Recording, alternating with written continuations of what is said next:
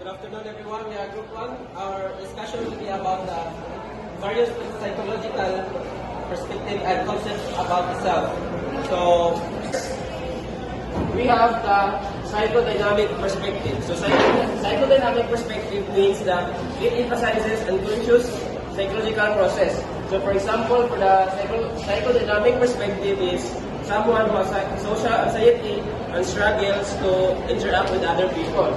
So first, we discuss the instinctual desire. So it is the primal unconscious part driven by immediate pleasure and basic needs.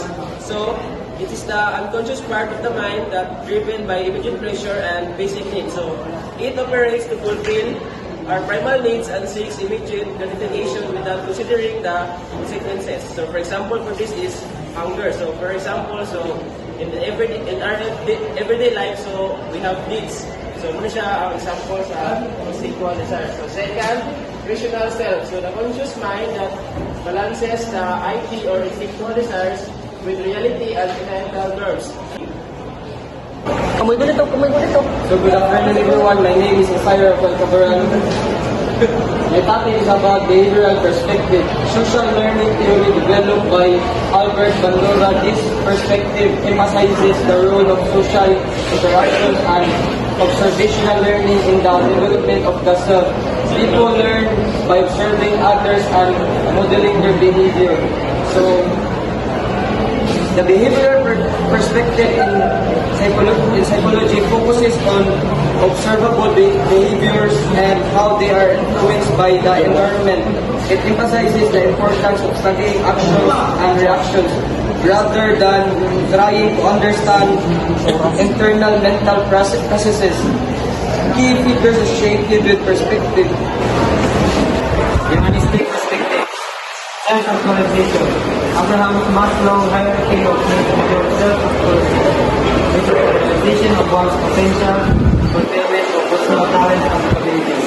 So this talks about supporting principles of humanism. This talks about self-realization of oneself, how we develop each other, and what our talents and abilities that we can do. The second one is rooted self-theory. This emphasizes about self-concept, which includes self-image. Self-image means how we see each other, or how we see ourselves, the way we want to see, or the way we want to be.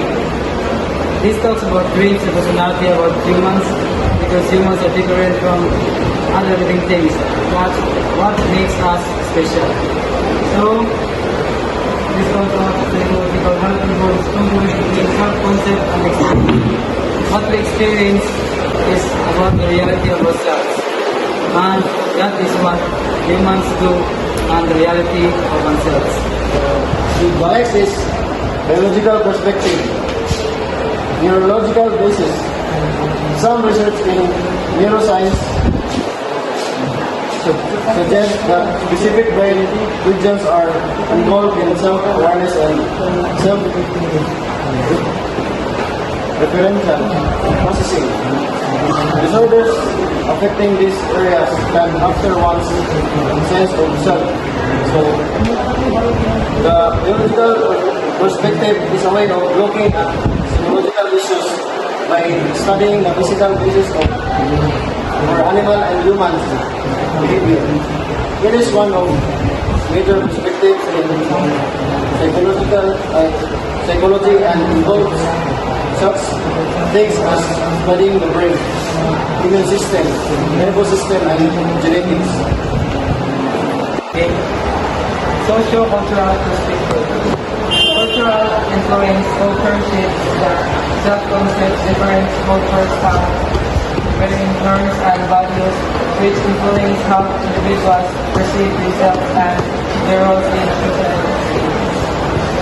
So, social identity theory. This theory explores how group membership and social categorization influence the way individuals perceive themselves. People derive part of their self-concept from their social group membership. So, socio-cultural perspective. Narrative perspective. Narrative identify the self is seen as a cultural especially involving story. People construct their identities through the stories they tell about themselves. Integrating past experience in the Enumerate first person perspective. There are the examples. The story is narrated by a character using I or me.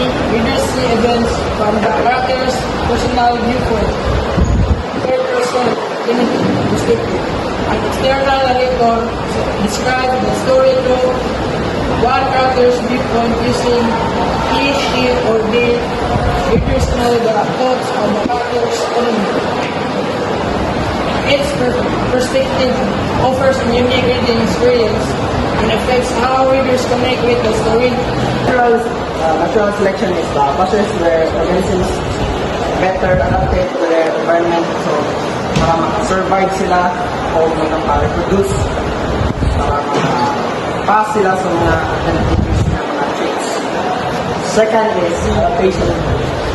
The concept organisms develop traits and behaviors that help them adapt to their environments, ensuring their survival and passage on of these traits.